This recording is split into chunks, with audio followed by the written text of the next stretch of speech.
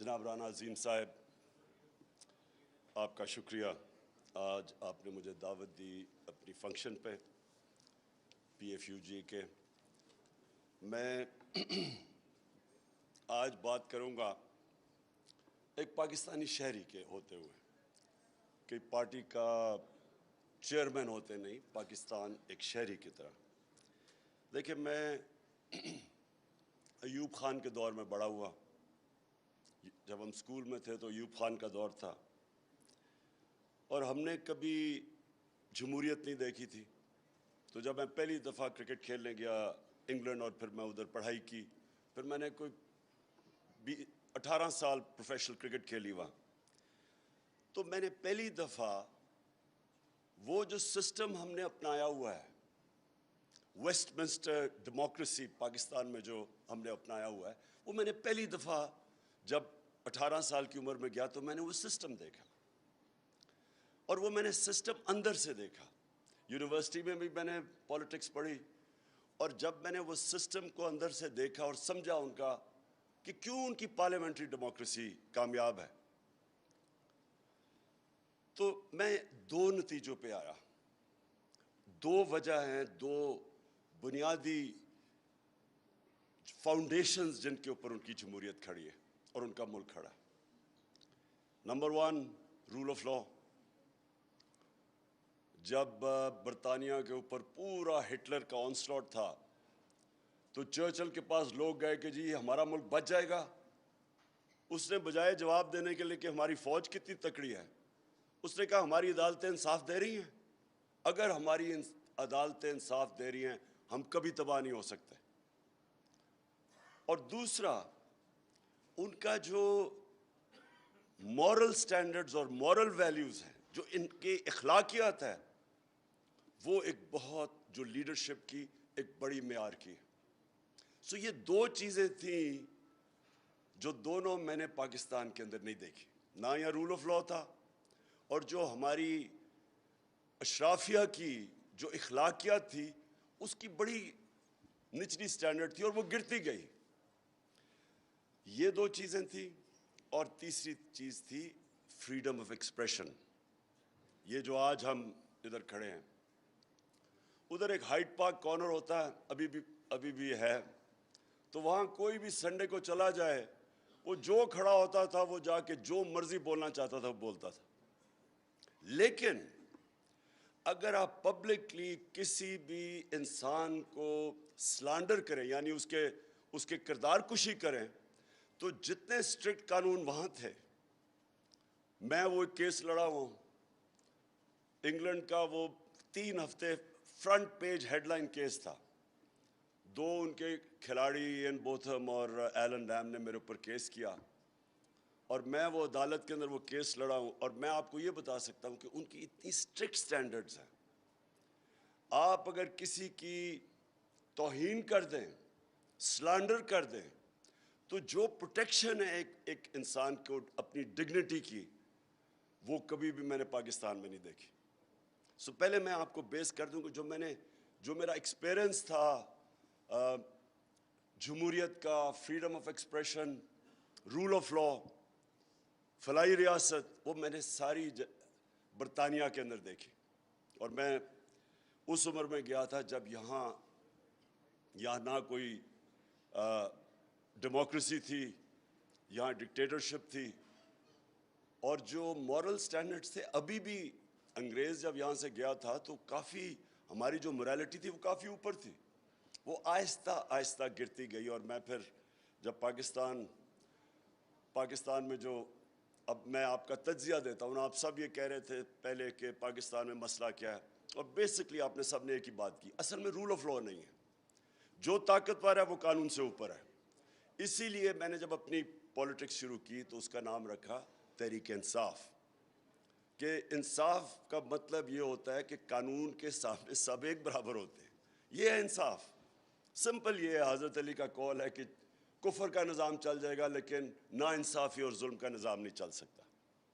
Basically جو ابن خلدون نے آج سے پتہ نہیں 700-800 سال پہلے بات کہی تھی، اس نے کہا کہ میرا جو تجزیہ ہے قرآن کا، کہ اللہ نے انسان کو زمین پہ بھیجا ہی ایک وجہ سے ہے کہ میری زمین پہ انصاف قائم کرو. سو بیسکلی ایک معاشرہ جو ہوتا ہے وہ سویلائز معاشرہ ہوتا ہی انصاف پہ ہے. اور رول آف لاء کا مطلب یہ ہوتا ہے کہ قانون کے نیچے سب ایک برابر. اور پھر میں نے پہلے ویسٹرن سسٹم سارا اسٹڈی کیا اور پھر میں نے اپنی اسلام کی تاریخ اسٹڈی کی. میں جو مدینہ کی ریاست کی بات کرتا ہوں آپ کو حیرت ہوگی کہ جو آج ویسٹرن ڈیموکریسیز جن پرنسپلز پہ کھڑی ہیں وہ ساری مدینہ کی ریاست کی پرنسپلز ہیں. رول آف لاء سب سے پہلی چیز کہ نبی صلی اللہ علیہ وسلم نے کہا میری بیٹی بھی اگر جرم کرے گی اس کو سزا ملے گی, کوئی قانون سے اوپر نہیں ہے. اور جو سب سے امپورٹنٹ بات کہی میں, اور یہ پھر میرا 70 سال کی عمر کا ہو گیا ہوں, ساری دنیا میں جو میں نے دیکھا ہے ایک ڈفرنس ہے خوشحال معاشروں میں اور وہ جدھر غربت ہے, ایک ہی ڈفرنس ہے, رول آف لاء. جس معاشرے کے اندر قانون ہوتا ہے, انصاف ہوتا ہے, وہ ہمیشہ خوشحال ہوتا ہے. اور نبی صلی اللہ علیہ وسلم نے تب 1500 سال پہلے کہہ دیا تھا کہ تمہارے سے پہلے بڑی قومیں تباہ ہوئیں جدھر کمزور کے لیے ایک کمزور چوری کرے تو جیل میں, طاقتور چوری کرے تو NRO مل جائے. یہ تب وہ کلیئر تھا کہ جب آپ طاقتور ڈاکو کو نہیں پکڑ سکتا جو بھی معاشرہ وہ تباہ ہو جاتا ہے. آپ ساری ڈیولپنگ ورلڈ دیکھ لیں, ساری ڈیولپنگ ورلڈ دیکھ لیں, ایک ہی مسئلہ ہے وہاں, طاقتور سے چوری کر کے سارے پیسے بھجوا دیتا ہے ویسٹرن اکاؤنٹس میں. ایک fact I panel United nations کے سیکرٹری جنرل نے ایک پینل آف اکانومسٹ بٹھائی جس نے صرف اس کا کام تھا کہ آپ یہ بتائیں کہ کیسے امیر ملک امیر ہوتے جا رہے ہیں, غریب ملک غریب ہوتے جا رہے ہیں. اس پینل نے ایک سال کے بعد رپورٹ دی, انہوں نے کہا 1.7 ٹریلین ڈالرز 1700 ارب روپیہ غریب ملکوں سے ہر سال چوری ہو کے امیر ملکوں میں اور آف شور اکاؤنٹس میں جاتا ہے. ساری جو غریب ملک ہیں ادھر ساری جگہ جو ان کے صاحب اقتدار ہیں, جو اشرافیہ ہے, وہ پیسہ چوری کر کے باہر بھیج دیتی ہے. وہ ڈفرنس بڑھتا جا رہا ہے. اور وہ کیوں ہے؟ کیونکہ ان کے اندر وہ ابیلٹی نہیں ہے, ان کے اندر قانون نہیں ہے طاقتور کو لانا قانون کے نیچے. اس لیے میں نے اپنی پارٹی بنائی تھی آج سے 26 سال پہلے, اور تب سے میری سٹرگل ایک ہی ہے. سٹرگل یہ ہے کہ یہ جو دو خاندان اس ملک کے اوپر 32 سال ہو گئے ہیں, اب انہوں نے 32 سال باریاں لی ہیں, یہ جو اوپر بیٹھے ہوئے ہیں, یہ جب تک آپ ان کو قانون کے نیچے نہیں لے کے آئیں گے, یہ کرپشن تو سمٹمز ہے نا, ایک بیماری ہے رول آف لاء نہ ہونے کی, سمٹمز یہ ہے کہ وہ کرپشن ہے. یہ تب سے سٹرگل تھی شروع ہوئی 26 سال پہلے. پاکستان میں کیوں نہیں رول آف لاء آیا؟ ملٹری ڈکٹیٹرز نے 64 سال میں آدھا ملٹری نے حکومت کی ہے, آدھا کی ہے ان دو خاندانوں نے. کیوں نہیں دونوں کے دور میں رول آف لاء آیا؟ ملٹری جب ایک ڈکٹیٹر ملک کو سنبھالتا ہے, ٹیک اوور کرتا ہے, تو وہ by definition rule of law کو ختم کر دیتا ہے, وہ اپنے آپ کو قانون کے اوپر لے آتا ہے. اور وہ پھر جب ڈکٹیٹر اپنے آپ کو ڈیموکریٹ بنانے کی کوشش کرتا ہے, وہ سارے اداروں کی دھجیاں اڑا دیتا ہے. تینوں ڈکٹیٹرز نے یہ کیا, ساروں نے اپنے آپ کو جمہوری بنایا, بائی ڈیفینیشن انہوں نے اداروں کو کمزور کر کے رکھ دیا, اپنے آپ کو قانون کے اوپر رکھ دیا. اور پھر جب ایک ڈکٹیٹر اپنے آپ کو ڈیموکریٹ بناتا ہے تو اس کے لیے امپورٹنٹ ہوتا ہے میڈیا کو کنٹرول کرے, کیونکہ میڈیا تنقید کرے گا. جب وہ قانون توڑے گا یا قانون سے اوپر ہوگا تو میڈیا اس کی تنقید کرے گا, تو اس کی مجبوری بن جاتی ہے اس کو کنٹرول کرنے کی. جنرل مشرف نے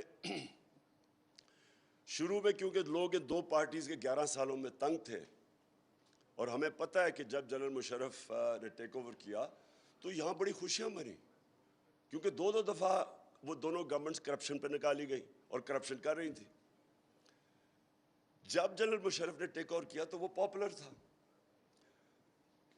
کیونکہ اس میں خوشحالی بھی آنی شروع ہوگی. وہ اور بات ہے کہ وار آن ٹیرر میں شرکت کی جس نے تباہی مچائی. تو ہوا کیا کہ آہستہ آہستہ وہ جماعتیں ریوائیو ہونا شروع ہو گئی. اس نے پہلے شروع میں میڈیا کو کھول دیا. جب اس نے دیکھا, جب خاص طور پہ وہ چیف جسٹس کی موومنٹ شروع ہوئی ہے آزاد عدلیہ کی, تو اس نے تب جا کے میڈیا کو کلیم ڈاؤن کیا کہ اس کے خلاف جانی شروع ہوگی. اس سے پہلے میں آپ کو بتاتا ہوں, کیونکہ میں تو اپوزیشن میں تھا, میڈیا کے اوپر کبھی اس طرح کی جو آج میں دیکھ رہا ہوں, کبھی میڈیا کے اوپر اس طرح کی انہوں نے کلیم ڈاؤن نہیں کیا جو آج ہے. اب یہ دو پارٹیز آئیں, دو خاندان, ان کی کیا مجبوری ہے؟ دونوں کرپشن پہ پکڑے شروع کر دی انہوں نے کرپشن. جب کرپشن کی تو ان کی مجبوری بن گئی عدلیہ کو بھی آن سائڈ رکھا جائے اور میڈیا کو بھی کنٹرول کیا. یہ دو ایریا سے یہ ڈرتے تھے. تیسرا ان کا مسئلہ تھا فوج, کیونکہ وہاں ISI کو سارا پتہ تھا ان کی چوریوں کا, وہ ساری ریکارڈ رکھتے تھے. تو ان کی مجبوری کیا ہوئی, نواز شریف کا سارا اینڈ میں وہ عدلیہ کو بھی سنبھال لیتا تھا, میڈیا کو بھی سنبھال لیتا تھا, لیکن اس کا پرابلم ہو جاتا تھا فوج, اور پھر وہ آرمی چیفز کے ساتھ اس کا مسئلہ بنتا تھا. وہ اس لیے نہیں تھا کہ وہ رول آف لا چاہتا تھا, اس کا پرابلم یہ تھا کہ یہ ساری جو رپورٹس نکلتی تھی کرپشن کی, یہ نکلتی تھی ایجنسیز کے ذریعے. زرداری کا سملر پرابلم تھا. تو انہوں نے بھی میڈیا کو کلیم ڈاؤن اس لیے کیا کہ یہاں وہ کنٹرول کرنا چاہتے تھے انفارمیشن. میرے اوپر نجم سیٹھی نے, جب میں پاور میں آیا تو اس نے میرے اوپر الزام لگایا, دو اس کے الزام لگائے. میں عدالت میں چلا گیا, 3 سال ایز پرائم منسٹر مجھے تو کوئی ریلیف نہیں ملا. نواز شریف کے اوپر اس نے جب 97 یا 98 میں الزام لگایا, اس نے اس کو 3 دن بند کر کے مار پڑوائی. فرق کیا تھا؟ فرق یہ تھا کہ میں جب بنا تو مجھے کوئی میڈیا سے کبھی خطرہ نہیں تھا. میں یہ آپ کو کلیئر کر دوں کہ جب میں پرائم منسٹر بنا, مجھے تو میڈیا سے کبھی ڈر نہیں تھا. اور آپ اگر اٹھا کے دیکھیں جتنی تنقید مجھے 3.5 سال سے میڈیا سے ہوئی, کسی پرائم منسٹر کو نہیں ہوئی ایسی تنقید. میں نے تو کبھی کوشش نہیں کی میڈیا کو پیسے کھلانے کی. میں نے ایک میڈیا کے اوپر کبھی کسی کے اوپر ایکشن, سوائے نجم سیٹھی کیونکہ اس نے ذات پہ مجھے اٹیک کیا تھا, اس کے اوپر عدالت میں گیا, میں نے ایک میڈیا کے اوپر کوئی ایکشن نہیں لیا. یہ شیرین کو پتہ ہے کہ کئی دفعہ 3-4 دفعہ ہوا ہے میرے خیال میں, ہمیں کیبنٹ میں جب میٹنگ پہ آئے پتہ چلا جی کسی کو اٹھا لیا ہے جرنلسٹ کو, وہ میرے انسٹرکشنز کے اوپر کبھی کسی کو نہیں اٹھایا. پرابلم کچھ اور تھا, اور وہ میں آپ کو بھی ذرا پہلے میں آپ کو بتاتا ہوں کہ میرے 3.5 سال میں نے کیا چیز دیکھی اور آگے وے فارورڈ کیا آج پاکستان کا. یہ بڑا کرٹیکل ہے کہ ہم ریئلائز کریں کہ ہم آج کدھر کھڑے ہیں اور ہم اب آگے کیسے جا سکتے ہیں. ہوا کیا کہ پرابلم مجھے صرف ایک تھا, سلانڈر کا. یعنی جب فیک نیوز ہوتا تھا, میرے کئی منسٹرز کے اوپر آ گیا جی کیا انہوں نے ٹیکس چوری کیا یا کچھ کیا, تو جس منسٹر کی بھی مجھے پتہ چلتا تھا کہ اس کے اوپر کوئی خبر آئی, میں امیجیٹلی اس کو واٹس ایپ کرتا تھا اور میں کہتا تھا اب اس کو اپنے آپ کو ڈیفینڈ کرو کہ بتاؤ کہ کیا ہوا. تو وہ پتہ منسٹر ایونچولی, اور 2 کا مجھے پتہ ہے, انہوں نے پتہ کہ فیک نیوز تھی. اب دیکھیں اگر گورنمنٹ میں آپ بیٹھے ہوئے ہیں, آپ کوشش کر رہے ہیں کہ کلین گورنمنٹ دینے کے لیے, اور جب ایک کوئی فیک نیوز اس کے اوپر آ جاتا ہے جو کہ انٹیگریٹی گورنمنٹ, ایک منسٹر کے اوپر جب کوئی کہتا ہے نا کہ اس نے ٹیکس نہیں دیا, گورنمنٹ کی انٹیگریٹی افیکٹ ہوتی ہے. میرا صرف مسئلہ یہ تھا کہ جو کسی بھی ویسٹرن ڈیموکریسی کے اندر, کیونکہ میں برطانیہ کو تو جانتا ہوں بڑی اچھی طرح, ہمارے 2 ایک وزیر تھا اور ایک ہمارا ایک پارٹی کا آدمی تھا, دونوں کے اوپر جب سلانڈر ہوا انہوں نے لنڈن میں جا کے کیس کیا اور ان کو ڈیمیجز ملے. پاکستان میں کچھ رسپانس نہیں ملتا تھا, نہ کسی کو فکر ہے, نہ کوئی ڈرتا ہے یہاں. تو دیکھیں 2 مختلف چیزیں, ایک ہے freedom of expression. Freedom of expression کے بغیر دنیا میں کوئی انسانی معاشرہ پروگریس نہیں کر سکتا. لیکن جو ہر چیز کی لمٹ ہوتی ہے, ایک آپ لائن کراس کریں جدھر آپ کسی کو بلیک میل کریں, اس کی توہین کریں, اس کے اوپر فیک نیوز بنائیں, اس کی انٹیگریٹی کے اوپر, اور وہ گورنمنٹ میں بیٹھا ہوا ہے, تو اس کے بعد ریکورس ہونا چاہیے ان کو اپنے آپ کو ثابت کرنا کہ اور دوسرے کو سزا ملنی چاہیے اس پر, جو کہ برطانیہ میں ہے. جو میں کیس لڑا تھا اس پہ اتنا بڑے ڈیمیجز انوالوڈ تھے کہ اگر وہ میں کیس ہار جاتا تو کمپلیٹلی بینکرپٹ ہو جانا تھا. اتنا خوف ہے وہاں کہ آپ کوئی بھی میڈیا کے اوپر ایسی بات نہ کریں جو آپ ڈیفینڈ نہ کر سکیں, کسی کی توہین نہ کریں. سو دو مختلف, ایک فریڈم آف ایکسپریشن ہے, ایک رائٹ ٹو ڈگنیٹی ہے ہر شہری کا. تو میرا صرف جو بھی یہ پیکا کے اوپر جب مجھے بات چیت ہو رہی تھی, کیونکہ ایک اور ایلیمنٹ آ چکا ہے اب, اور وہ ہے سوشل میڈیا. سوشل میڈیا کے اوپر کئی دفعہ اتنا گند آ رہا تھا, یعنی ایسی غلیظ چیزیں آ رہی تھیں, اب اس کے اوپر پروٹیکشن چاہتے تھے ہم. تو ہمارا تو انٹرسٹ وہ تھا کہ, اور بائی دا وے یہ ہمارا ایشو نہیں ہے, ساری دنیا کے اندر, کیونکہ سوشل میڈیا نیا فنومینا ہے, ساری دنیا کے اندر ڈیبیٹ چل رہی ہے کہ اس کو آپ نے کیسے چینلائز کرنا ہے. ہاں, اس کو برطانیہ کے اندر اب بڑے اسٹرکٹ لاز ہیں, سوشل میڈیا کے اوپر بالکل وہی قانون ہے جو کہ عام میڈیا کے اوپر ہے, وہ کر سکتے ہیں. ہمارا ابھی یہ سارا ایک فلوئڈ سچویشن ہے. سو فریڈم آف ایکسپریشن, میں پھر سے آپ کو کہتا ہوں کہ معاشرے کے اندر جب تک ایک تعمیری کرٹیسزم نہ ہو, ایک میں گورنمنٹ میں بیٹھا ہوا تھا, کئی دفعہ جب تنقید ہوتی تھی تو بڑا ہمیں فائدہ ہوتا تھا اس تنقید سے. وزیروں کو میں پوچھتا تھا کہ یہ تمہارے اوپر آئی ہے, تمہاری وزارت پہ آئی ہے, یہ فائدہ کرواتے ہیں, یہ ہمارے ایک واچ ڈاگ ہے. لیکن کئی دفعہ, اب میں آپ کو اب بتاؤں, ہم جا رہے چائنا, پاکستان بینکرپٹ تھا, شروع میں آیا, ہمارے پاس 2-3 ہفتے 4 ہفتے کی ایکسپورٹ کا ریزروز رہ گئے تھے. تو جب چائنا جانے لگے, اور چائنیز کی بڑی ان کی ایک اسپیشل, ان کی عجیب سائیکی ہے, وہ بڑے سینسٹیو لوگ ہیں. چائنا صبح جانے لگا تو 2 مین پیپرز کے فرنٹ پیج پہ لکھا ہوا ہے کہ Imran Khan decides to review CPEC. اب دونوں head line, major head lines تھی. جیسے ہی وہاں پہنچے, وہاں ایمبیسڈر خاتون مجھے ملنے آئیں, انہوں نے کہا ہمیں اتنا مسئلہ بڑا ہے. چائنیز ہوم منسٹری نے, انہوں نے ہمیں بلا کے پوچھا کہ یہ کیا مطلب تمہارا. وہ بالکل ایک دن تو ان کو ٹھیک کرنے میں لگا کہ یہ فیک نیوز ہے. سو میرا صرف یہ مسئلہ تھا کہ ایک آگے ملک کا مسئلہ, اکنامک سچویشن بڑا مشکل تھا, اس کے بعد ایڈیشنلی یہ فیک نیوز ہمارے لیے مشکلیں پیدا کر. ایک دفعہ آ گیا جی IMF سے سمجھوتا ہو گیا کہ روپیہ 184 پہ پہنچ جائے گا, ان دنوں میں روپیہ 140 پہ تھا. تو ایک دم جب اسپیکولیشن شروع ہو گئی مارکیٹ میں, روپے پہ پریشر پڑ گیا. پہلے ہی ریزروز نہیں ہمارے.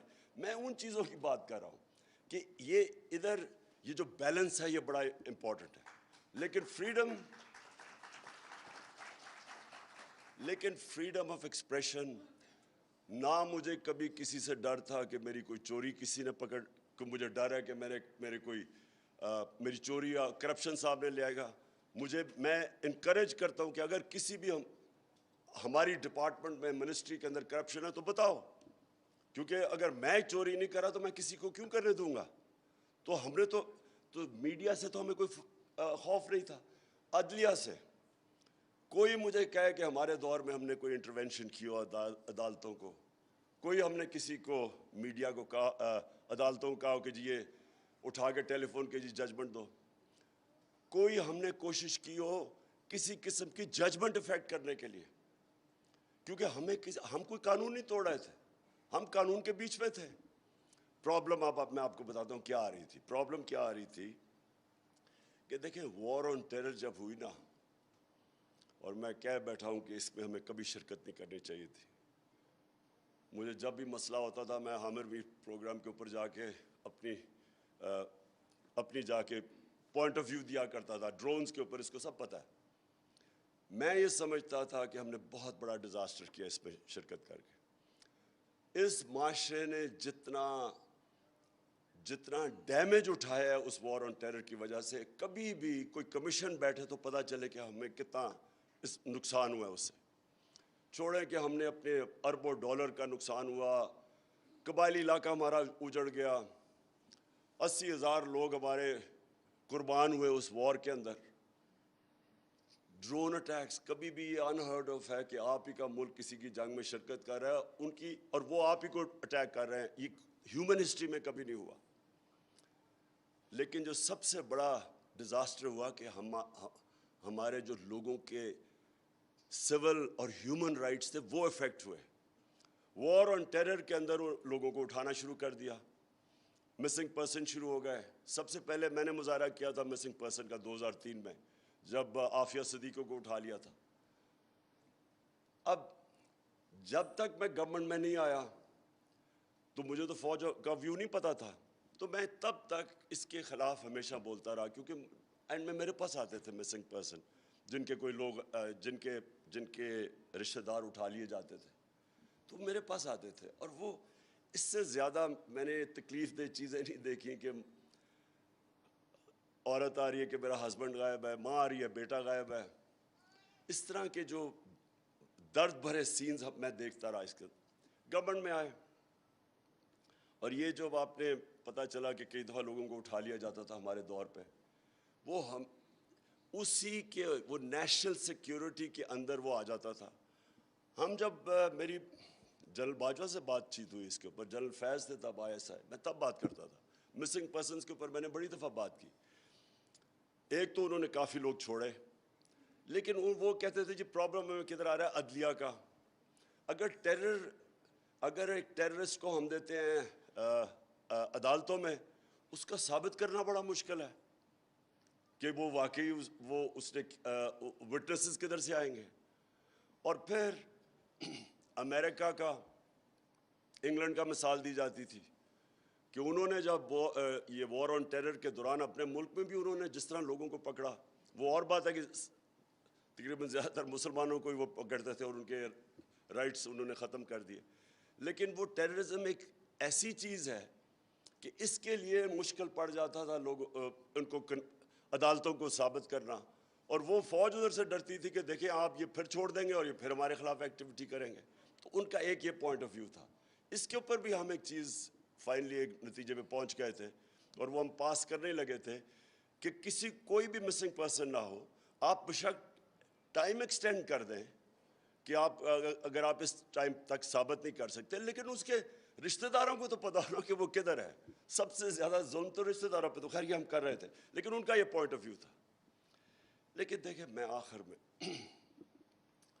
میں یہ جو جدھر آج پاکستان کھڑا ہے نا, میرا آنیسٹ اوپینین یہ ہے کہ اپنی تاریخ کا سب سے فیصلہ کن ڈیفائننگ مومنٹ پہ کھڑا ہوا ہے. یہ بڑا امپورٹنٹ ہے کہ اس وقت فیصلے ٹھیک کیے جائیں. دیکھیں سب سے پہلے تو یہ کہنا کہ یہ سازش تھی یا مداخلت تھی, اس سے زیادہ یعنی ایک باہر ایک انڈر سیکرٹری امریکن ایک پاکستانی ایمبیسڈر سے میٹنگ میں ایک کھلی دھمکی دیتا ہے, اور وہ ریکارڈڈ ہے, منٹس ہیں اس کے, وہ ہمیں سائفر بھیجتا ہے اسد مجید, میں پڑھتا ہوں, اور وہ کہہ رہا ہے ہمارے امبیسڈر کو کہ اپنے پرائم منسٹر کو اگر آپ نے عمران خان کو نہ ہٹایا, میرا نام عمران خان کو اگر آپ نے نہ ہٹایا تو پاکستان کو بڑی مشکلوں کا سامنا کرنا پڑے گا, لیکن اگر ہٹا دیا تو ہم معاف کر دیں گے. یعنی اتنی ایسا تکبر, مجھے تو سب سے, میں نے وہ CNN پہ کہا, میں نے کہا اس کو تو بیڈ مینرز پہ نکال دینا چاہیے اس ڈونلڈ لو کو, کہ اتنی بے شرمی اور تکبر سے کسی ملک کے امبیسڈر, اچھا امبیسڈر کو کہہ رہا ہے کہ پرائم منسٹر کو نکال دو. یعنی کس کو وہ کہہ رہا ہے, میں فورن آفس تو میرے نیچے ہے, تو وہ دھمکی دیتا ہے. اگلے دن عدم اعتماد ہوتا ہے. اچھا وہ یہ بھی کہتا ہے کہ عدم اعتماد کو کامیاب کرنا ہے, اگر نہ ہوا تو یہ کانسیکوینسز. اگلے دن وہ ہوتا ہے. اس کے بعد ایک دم ہمارے ایلائز اتحادیوں کو ایک دم پتہ چلتا ہے کہ جی تحریک انصاف تو بہت بری ہے. اب یہ جو آخری 2 سال پاکستان اکنامک فیز کے اندر ڈاکیومنٹڈ ہے کہ 17 سال میں سب سے بہترین ڈیولپمنٹ ہوئی آخری 2 سال میں, یہ گورنمنٹ کی economic survey, Pakistan economic survey کے اندر, تو وہ جو سب سے بہتر سال تھے, اکانومی گرو کر رہی ہے 5.6 اور 6% پہ 17 سال کے بعد. اور وہ مشرف کا دور تھا جب باہر سے ڈالرز آ رہے تھے پاکستان میں. ہم نے جب ان کی جنگ میں شرکت کی تو کھلا کریڈٹ ملا پاکستان کو, تب تھا. تو کرونا کے باوجود ایک اکانومی اوپر جا رہی ہے, اور سسٹینیبل گروتھ پہ کہہ رہا ہے IMF پاکستان جا رہا ہے. اور اس وقت ایک ہم اتحادیوں کو یاد آتا ہے کہ یہ تو بہت بری گورنمنٹ ہے. پھر ہمارے جو لوگ, اب یہ سوچیں کہ امریکن ایمبیسی ان لوگوں کو بلا رہی ہے جو ہمارے بیک بینچرز تھے ان کو پتا تھا خوش نہیں ہے. پروونشل اسمبلی میں بلا رہی ہے, عاطف خان کو بلا لیا کہ اچھا جی آپ کی سنا ہے اس سے تعلقات اچھے نہیں محمود خان سے, تو عدم اعتماد کا کیا ایشو, ہم اگر کریں تو کیا ہوگا. کون سی دنیا میں ایمبیسی اس طرح کرتی ہے؟ اور یہ 3-4 مہینے پہلے عدم اعتماد سے یہ شروع ہو گئے تھے کرنا. بار بار مل رہے ہیں ہمیں, ساری رپورٹ آ رہی ہے, ساری اپوزیشن کے ممبرز کو مل رہے ہیں, سب کو پتہ چل گیا 2 مہینے پہلے کہ جی آنے والا ہے. اور جو امریکن ایمبیسی کو مل رہا تھا سب جی امریکن نے فیصلہ کر لیا. میرا سب سے بڑا پوائنٹ یہ کہ دیکھیں یہ پاکستان کی فیوچر کے لیے اگر اس کے اوپر تحقیقات ہی نہیں ہوگی, اور مجھے کہا جی کہ آپ نے ان کے اوپر انکوائری نہیں کی, ہم نے تو ایک دم کیبنٹ پہ رکھا, کیبنٹ نے کمیشن بنائی انویسٹیگیشن کی, ہم نے نیشنل سیکورٹی کونسل میں رکھا, پارلیمنٹ کی نیشنل سیکورٹی کونسل میں رکھا, پھر پریزیڈنٹ نے بھیجا سی جے کو وہ سائفر کے یہ اس کے اوپر انویسٹیگیشن ہونی چاہیے, اسپیکر بھیجتا ہے چیف جسٹس کو کہ جی اس کے اوپر انویسٹیگیشن ہونی چاہیے. اور ہم کیا کرتے ہیں, اپنی جو کمیشن تھی وہ ہماری گورنمنٹ چلے گئی, انہوں نے جو آئے تھے انہوں نے تو نہیں انویسٹیگیٹ کرنا تھا, وہ تو بینیفیشریز تھے اس کے. تو اس سٹیج کے اوپر یہ ایک نیشنل ایشو ہے, اس کو پوری کوشش کی دبانے کی, سائفر کو پوری کوشش کی کہ یہ کسی کو پتہ نہ چلے, اس کا ہر کوشش کی اس کو دبانے کی. یہ بھی کہا گیا جی سائفر تو ایسے آتے رہتے ہیں. ایسے سائفر کہیں بھی دنیا میں کسی بنانا ریپبلک کو بھی نہیں آتے. کسی فورن آفس سے پوچھیں کہ کیا اس طرح کی کوئی لینگویج استعمال کرتا ہے, اور میں فل مارکس اسد مجید کو دیتا ہوں, امبیسڈر کو. اس نے سائفر کے اینڈ میں لکھا کہ امریکہ کو ڈیمارش کرنا چاہیے آپ کو, جو انہوں نے لینگویج انہوں نے استعمال کیا کہ اپنے پرائم منسٹر کو ہٹاؤ. اور اس کے بعد جب پرائم منسٹر ہٹتا ہے, دیکھیں یہ امپورٹنٹ اس لیے ہے کہ کیا پاکستان دنیا کی 5ویں آبادی میں بڑا ملک, کیا اس کا ایک الیکٹڈ پرائم منسٹر کو اس طرح ریموو کریں گے؟ میں اگلا سوال پوچھتا ہوں کہ آگے کوئی آ کے کھڑا ہوگا؟ کوئی بھی آگے آ کے پرائم منسٹر کو دھمکی ملے گی, کیونکہ یاد رکھیں مشرف اپنی کتاب میں لکھتا ہے کہ مجھے رچرڈ آرمیٹیج نے کہا کہ we will bomb you into stone age. ایک ریزن دیتا ہے کہ ہم ان کی جنگ میں اس طرح گئے ہیں. تو کون کھڑا ہوگا؟ کبھی کسی نے سیس کیا کہ اس دھمکی پہ, اور جب ہم کی جنگ میں شرکت کی, کبھی کوئی کمیشن بیٹھی ہے پتہ چلا ہے کہ پاکستان کو کتنا نقصان ہوا ہے؟ تو اور اس سائفر میں وہ لکھتا ہے کہ عمران خان نے جو رشیا کا دورہ کیا ہے یہ اپنے طور پہ کیا ہے, مطلب یہ کہ اس فورن آفس نے سارے اکیلے خود فیصلہ کیا. اور اس نے جو رشین جو وزٹ تھی اس کو موڈ پوائنٹ بنا لیا. پوائنٹ یہ ہے کہ اس کے اوپر اگر سپریم کورٹ انکوائری نہیں کرتا, الٹا دھمکی دیتے ہیں کہ آرٹیکل 6 لگ جانا ہے عمران خان کے اوپر, چھوڑے کہ عمران خان کون ہے. یہ پاکستان کی توہین ہے اس ملک کی. جو اس وقت سچویشن ہے, جو اب میں اپنی فائنل بات کرتا ہوں کہ ہونا کیا چاہیے. اب دیکھیں پاکستان کے اندر ایک بیلنس ہونا چاہیے. ہمارے اندر بیلنس آیا ہی نہیں. جب ملٹری جاتی تھی, جو ہماری سویلین حکومت آتی تھی, سویلین حکومت کرتی کیا تھی کہ وہ پوری اجازت دے دیتی تھی ملٹری کو کہ اچھا آپ کی یہ ڈومین ہے, آپ جو مرضی کریں, کیونکہ وہ کمزور ہوتے تھے. اور دوسرا کیونکہ ان کی ڈیموکریسی ڈیپینڈ کرتی ہے مورل سٹرینگتھ کے اوپر, ناٹ فزیکل سٹرینگتھ. فزیکل سٹرینگتھ فوج کے پاس ہوتی ہے. جب آپ کرپشن کرتے ہیں, آپ کے اوپر کیسز ہوتے ہیں, اور آپ فکر ہوتی ہے, تو آپ پھر اور سپیس دیتے جاتے ہیں.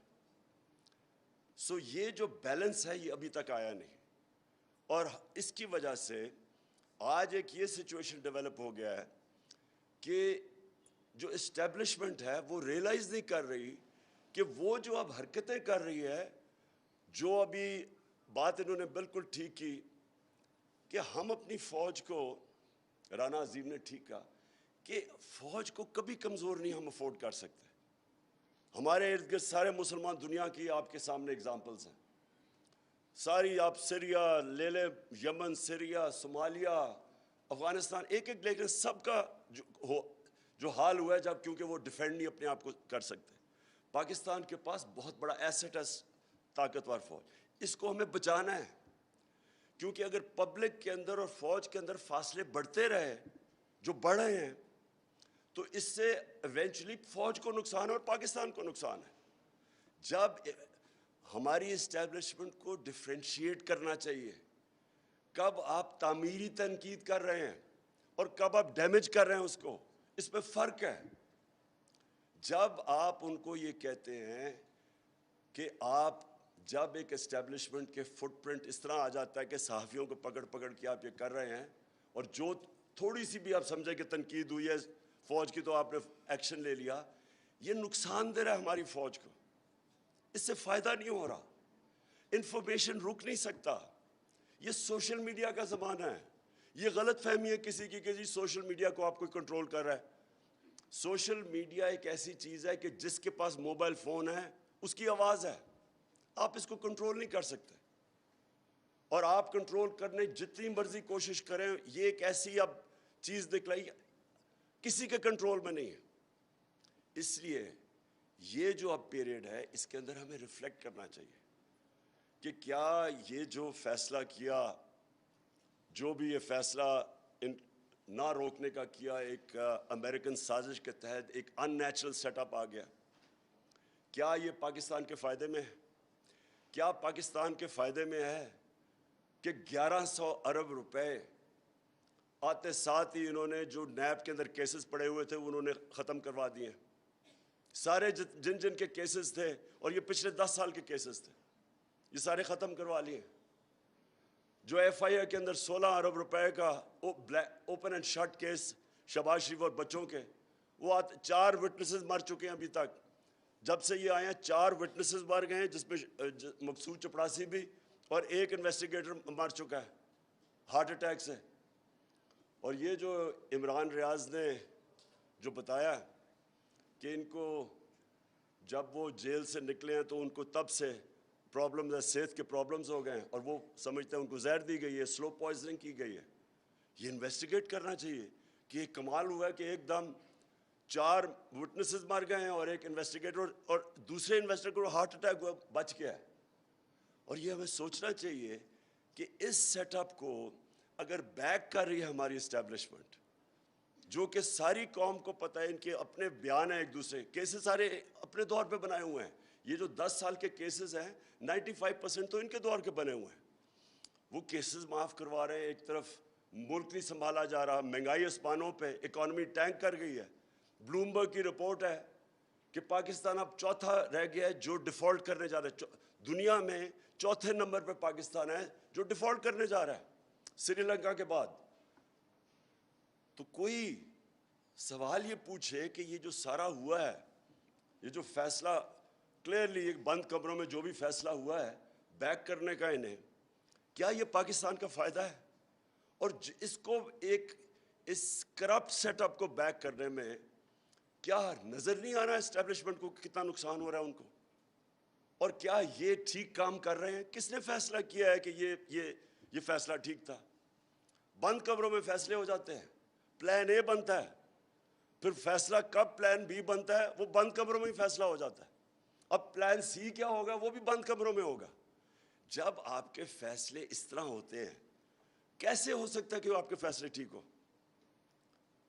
یہ جو اس طرح کے فیصلے ہوتے ہیں، کیونکہ ہم اسٹیبلشمنٹ کی بات کر رہے ہیں، دنیا کی تاریخ کی اپنے وقت کی 2 سب سے بڑی سب سے طاقتور فوجیں، ایک ہٹلر کی اس وقت 1941 میں سب سے طاقتور دنیا کی فوج تھی، اور دوسری نپولین کی۔ دونوں فوجیں تباہ ہو گئیں روس کے اندر۔ کیسے تباہ ہوئی؟ روس کی انہوں نے جب اٹیک کیا تو سردی آنی شروع ہو گئی۔ بڑے لوگوں نے سمجھایا، اپنے جنرلز نے، اپنے ٹاپ کو جو 2-3 تھے، لیکن ڈرتے تھے۔ نپولین کا بھی بہت بڑا اسٹیچر تھا اور ہٹلر سنتا ہی نہیں تھا۔ انہوں نے سمجھایا کہ جی سردیاں آ رہی ہیں، جو یو ٹرن کرنی چاہیے تھی، بائی دا وے یہ جنرلز کے لیے، لیڈرز کے لیے یو ٹرن بہت ضروری ہوتی ہے،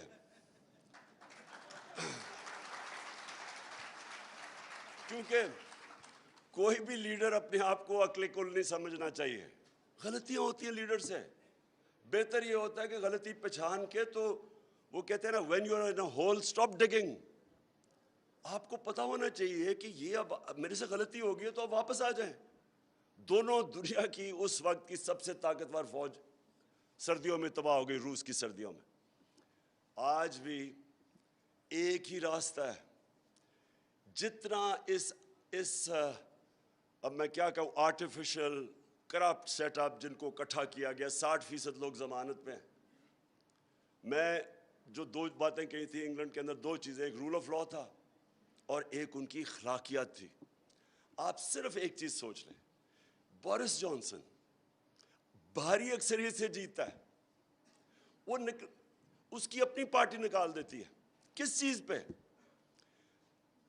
پاکستان میں یہ خبر بھی نہیں بنی تھی, یا خبروں میں بھی نہیں آنا تھا کہ جناب وہ کورونا کے دور وہ نے جب 10 ڈاؤننگ اسٹریٹ میں انہوں نے جب کام ختم کیا تو وہ سارے گیدر ہو گئے ڈرنکس کے لیے. یہ خبر بھی نہیں بنی تھی. اس کے اوپر اچھا اس نے کیونکہ کور اپ کیا, جھوٹ بولا, اس کو فارغ کر دیا. کلنٹن اور بیوی اگر کہہ رہی ہے کہ جی مجھے مونیکا لیونسکی کا فرق نہیں پڑتا, اس کو انہوں نے امپیچمنٹ کر دی اس کی. رچرڈ نکسن وہ ایک سب کے فون ٹیپ ہیں یہاں, میرے بھی آپ نے دیکھا ہوگا میرا پرائم منسٹر کے بھی فون ٹیپ ہیں. اس فون ٹیپنگ کے اوپر اس کو امپیچمنٹ کی, اس نے ریزائن کیا. ان کی صرف مورل سٹینڈرڈز دیکھیں, ڈیموکریسیز چلتی ہیں مورل اتھارٹی پہ. اب یہ مجھے یہ بتائیں کہ جو ایک انڈر ٹرائل باپ بیٹا ایک چیف منسٹر بن گئے, پرائم منسٹر بن گئے, انڈر ٹرائل ہیں, 16 ارب روپے, وہ مجھے کیس پتہ ہے, اوپن شٹ کیس ہے, نوکروں کے نام پہ 16 ارب روپیہ آ گیا. اس پہ کوئی اور ہوتا تو ابھی تک 1.5 سال جیل میں ہوتا. ان کو آپ ملک کا پرائم منسٹر بنا رہے ہیں اور چیف منسٹر, 60% کیبنٹ ضمانت پہ ہے. جب ایک ملک کی قیادت, اس کی جب موریلٹی, ان کی مورل سٹینڈرڈز ادھر پہنچ گئے کہ آپ نے ان لوگوں کو اوپر بٹھا دیا ہے, مجھے یہ بتائیں جیل میں لوگ کیا کر رہے ہیں پھر؟ اب کس منہ سے غریب لوگوں کو جیلوں میں ڈالا ہوا ہے؟ اوپر سے آ کے انہوں نے آتے ساتھ ہی NRO 2 لے لیا.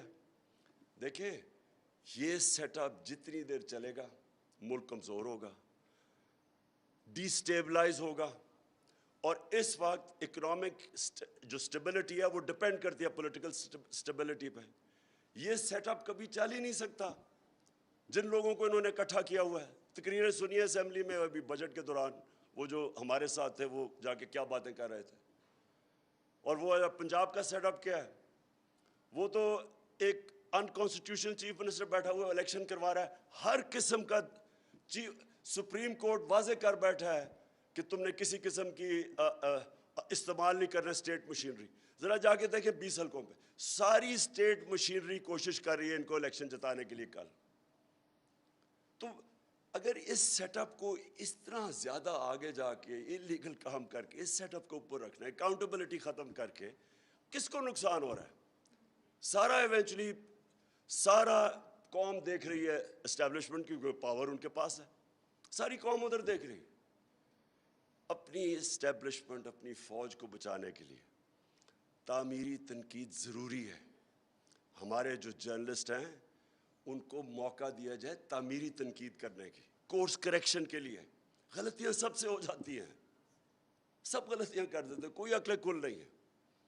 لیکن ایک جو تنقید ہوتی ہے وہ ایک جو بھی پاور میں ہوتا ہے اس کے لیے سارا وقت موقع مل رہا ہوتا ہے اس سے ڈفرینٹ اوپینین سن کے کہ میں کدھر ٹھیک جا رہا ہوں کدھر غلط. ایک اس جو بھی اوپر ڈیسیژن میکر ہے اس میں ایبلٹی ہونی چاہیے کہ یہ تنقید خود ہی فیصلہ کرے کہ یہ تنقید تعمیری ہے اور یہ تنقید کے پیچھے ایجنڈا ہے, وہ فیصلہ کرے.